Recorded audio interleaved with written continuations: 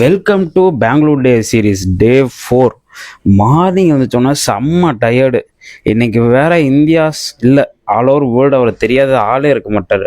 அவர் வேற பார்க்க போகிறனால மார்னிங்கே எழுந்திரிச்சு கிளம்பிட்டேன் கைஸ். கிளைமேட்டை வந்து பார்த்தா செம்ம சில்லு.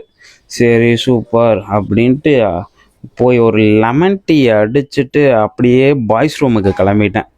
பாய்ஸ் ரூமுக்கு போனால் இன்னைக்கு ஆக்ஷன் எல்லாம் 30 கோடி 40 கோடி செல்வாயிருச்சு.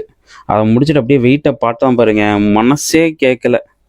சரி அப்படின்ட்டு ஒரு பவர் நாப்பை போட்டு அப்படியே போய் ஒரு 90 கிராம் ப்ரோட்டீன் இருக்கும்போது பிரியாணியை போட்டு, ஹேமந்துக்கு வேறு ஷூட் இருக்குன்னா சரி அவனுக்கு ஷூட் பண்ணி தந்துட்டு அப்படியே சன்செட் ஆச்சு.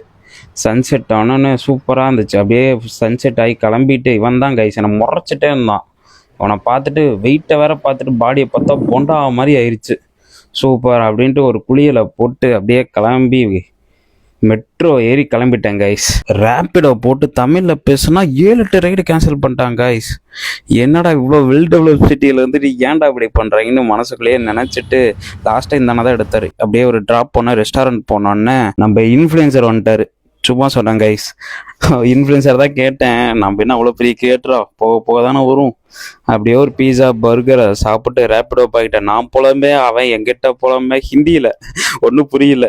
அப்படியே புரியாமையே பேசிட்டு வந்துட்டு ரூமுக்கு வந்தா இவன் இருக்கான் பாரு கைஸ். இவன் பண்ணால் தனி வீடியோவாக பண்ணலாம், வேணா கமெண்ட் பண்ணுங்க. பாய்.